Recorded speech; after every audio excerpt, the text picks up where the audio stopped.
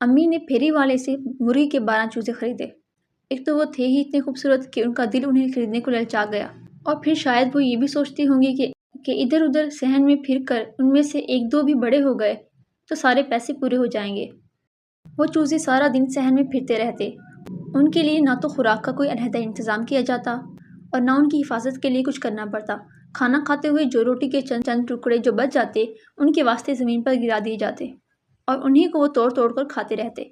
बस शाम होने पर उन्हें सहन की कोने में एक टोकरी के नीचे बंद कर दिया जाता ताकि बिल्ली से बचाया जा सके। एक दिन काम करते हुए हमारी सेमी बाजी जो मुड़ी तो उनकी ठोकर एक चूजे को लग गई जो न जाने कब उनके पीछे आग खड़ा हुआ था। चूजा तो था ही इतना कमज़ोर और छोटा सा, उसकी तो सारी टांग ही मुड़ गई। सेमी बाजी चूंकि दिल में खुद को मुजरिम समझ रही थी, इसलिए उन्होंने इस चूजे की देखभाल में कोई कसर न छोड़ी। उन्होंने बारीक कपड़े में हल्दी लगाकर उसकी टांग बांध दी।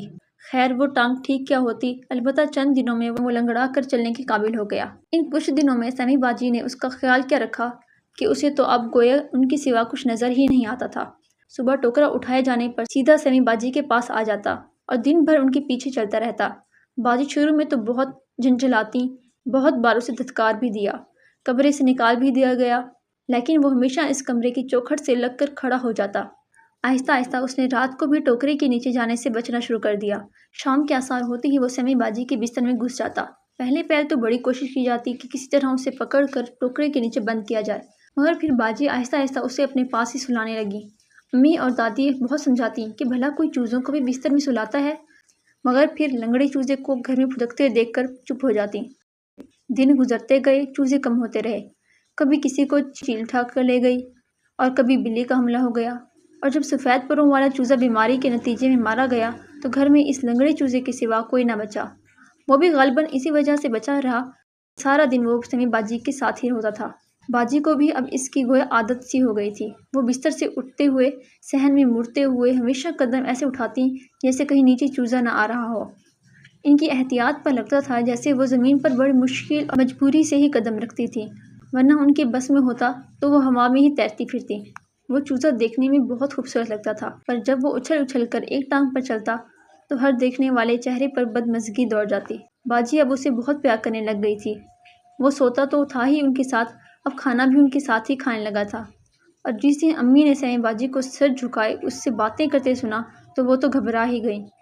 अगर किसी और ने देख लिया तो सेमी बाजी के लिए कोई ढंग का रिश्ता तो आने से रहा, वैसे भी उनकी उम्र बढ़ती ही जा रही थी। तो इस दोपहर जब सेमी बाजी सो रही थी तो उन्होंने चूजा मोहल्ले की एक लड़की को दिया और कहा कि इसे कहीं दूर छोड़ आए। शाम को बाजी सोकर उठी और उन्होंने चूजे को ना पाकर एक हंगामा खड़ा कर दिया। अम्मी ने बहुत बार दबे दबे लहजे में उन्हें समझाया कि वो अपना तमाशा ना बनाए, पर बाजी के अंदर तो जैसे कोई जिन आ गया था। वो बार बार दरवाजे की तरफ जाती और उसे खोलकर बाहर निकलने को मचलती।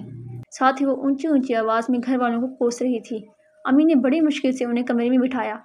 थोड़ी देर में मोहल्ले की कितनी ही औरतें इकट्ठी हो गई। शायद आवाज़ों से उन्हें लगा कि घर में मौत हो गई है। यहाँ आकर जो माजरा सुना तो सबने दांतों में उंगलियां दबा लीं। भला शरीफ घरानों की जवान लड़कियां ऐसी हरकतें भी करती हैं? अगली सुबह बाजी उठी तो उनकी आंखें सुर्ख हो रही थी। साफ लगता था कि वो रात भर सोई नहीं होंगी। अम्मी ने नाश्ते को कहा तो उन्होंने मुंह दूसरी तरफ फेर लिया। अभी शायद अम्मी उन्हें कुछ कहती, पर ऐसे में दादी की आवाज़ सुनाई दी, लो देखो तो कौन आया है। सबकी नज़रें दरवाजे की तरफ उठ गईं, जहाँ वो लंगड़ा चूजा खड़ा था। सेमी बाजी ने झट से उसे उठा लिया और अपने कमरे में घुस गई। बड़ी देर तक कमरे से उनकी सिसकियों की आवाज़ें आती रहीं। मोहल्ले के लड़के ने बाद में 1000 कस्में खाईं कि वो उसे बहुत दूर छोड़कर आया था, मगर अम्मी कोई की नहीं आया।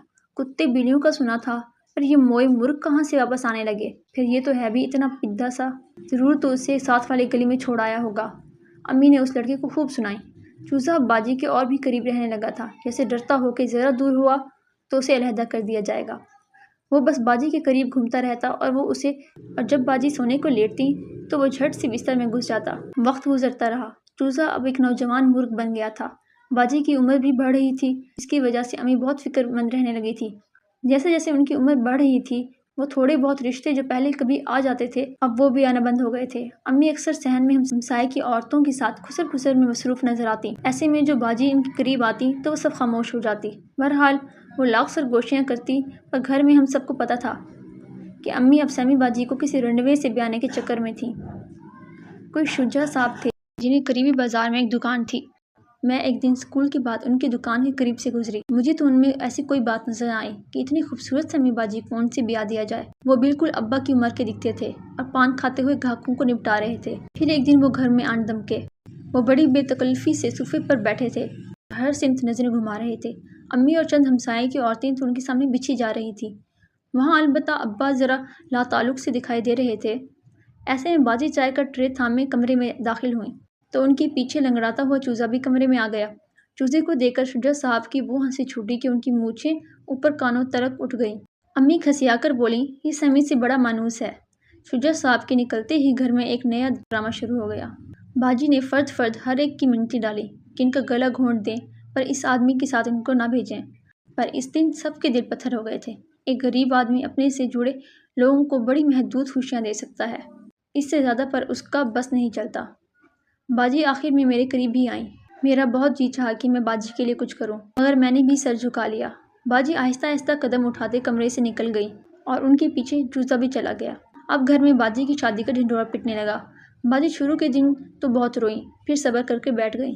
جس دن ان کی رخصتی تھی، اس دن صبح سے ہی چوزا بڑا بے چین سا تھا۔ شاید لوگ صحیح کہتے ہیں کہ جانوروں کو آنے والی آفات کا اندازہ ہو جاتا ہے۔ وہ ایک عام سی شادی تھی، کوئی غیر معمولی بات نہیں ہوئی۔ بس نکاح کے وقت مولوی صاحب دلہن سے قبولیت کا سوال کرنے کو آئے تو ان کا پاؤں چوزے سے ٹکرا گیا اور انہوں نے اونچی آواز میں لا حول ولا قوت پڑھا۔ ہم بچے ہنس پڑے۔ باجی البتہ گھونگھٹ کے پیچھے خاموش بیٹھی رہیں۔ انہوں نے مولوی صاحب کے سوالوں پر ہاں تلک نہیں کیا۔ پھر رخصتی کا منظر آیا اور بھونڈے طریقے سے سجی کار پر باجی کو بٹھا دیا گیا۔ چوزا اب تھوڑا مطمئن تھا۔ شاید اسے لگتا تھا کہ باجی کہیں بازار وغیرہ جا رہی ہیں، کیونکہ یہی وہ وقت ہوتا تھا جب وہ باجی سے جدا ہوتا تھا۔ پر اس جدائی کے سوا اس کے پاس چارہ بھی کہاں تھا؟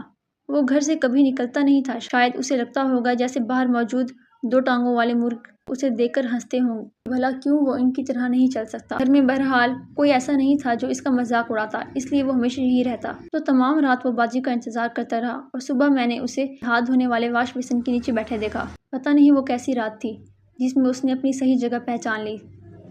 اس دن کے بعد وہ کبھی کسی کمرے میں داخل نہیں ہوا، بس وہیں صحن میں گھومتا رہتا۔ پتہ نہیں کیوں مجھے لگتا تھا جیسے وہ بڑی کوشش سے اپنے آپ کو گھر کے ایک فرد سے پالتو پرندے میں ڈالنے کی کوشش کر رہا تھا۔ سمی باجی بہت دن نہیں آئیں۔ امی اور خالہ کچھ دن پہلے ان سے مل کر آئی تھیں اور بتاتی تھیں کہ وہ بہت خوش ہیں، پر مجھے ان کی بات پر بالکل بھی یقین نہیں آتا تھا۔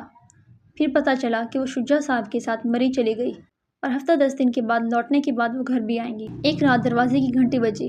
میں باہر نکلی تو چوزا پہلے ہی دروازے کے سامنے پہنچ چکا تھا اور بڑی بے تابی سے اس کے کھلنے کا انتظار کر رہا تھا۔ وہ ایسا تو کبھی نہیں کرتا تھا، پر پتہ نہیں آج کیا تھا۔ میں نے دروازہ کھولا تو سامنے میک اپ اور چمکیلے کپڑوں میں کھڑی سمی باجی کو پہچان ہی نہ پایا، مگر پھر شجاع صاحب پر نظر پڑی تو میں نے دروازہ چھوڑ دیا۔ باجی نے فوراً مجھے سینے سے لگا کر خوب پیار کیا اور شجاع صاحب کو لیے اندر آ گئی۔ ایسے میں میری نظر اس چوزے پر پڑی جس کی طرف باجی نے دیکھا تک نہیں۔ وہ وہیں دروازے کے سامنے کھڑا تھا، بالکل ساکت، جیسے اس نے ہلکی سی جنبش بھی کی تو اس کا پورا جسم بھڑبڑا کر زمین پر گر جائے گا۔ وہ وہیں کھڑا رہا اور باجی اس کے قریب سے گزرتے اندر چلی گئی۔ گھر کے سب لوگ شجاع صاحب کی مدارت کو جت گئے۔ ایسے میں نے کچن میں امی اور سمی باجی کو خسر پھسر کرتے دیکھا۔ امی انہیں کہہ رہی تھی کہ تم بتا تو دیتی کہ شجاع کو بھی ساتھ لا رہی ہو، اب وہ پہلی بار گھر میں آیا ہے اور یہاں کچھ ہے ہی نہیں۔ باجی البتہ انہیں ہی برا بھلا کہہ رہی تھی کہ آپ کو گھر میں کچھ تو رکھنا چاہیے۔ فریج اور فریزر کھول کھول کر دیکھ رہی تھی کہ کیا کیا جائے۔ میں وہاں سے ہٹ گئی۔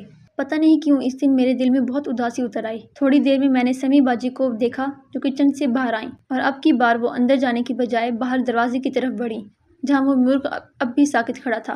انہوں نے دونوں ہاتھوں سے اسے اٹھایا، پر یہ عجیب ہاتھ تھے، ان میں گزرے وقت کی محبت کا سایہ تک نہ تھا۔ باجی اسے اٹھائے ہوئے میرے قریب آئیں اور بیگانگی سے اسے میرے ہاتھ میں دے کر بولیں، اسے چوکیدار چچا کے گھر لے جاؤ اور بولو کہ ذبح کر کے ذرا گوشت بنا دیں، ہمارے گھر مہمان آئے ہیں۔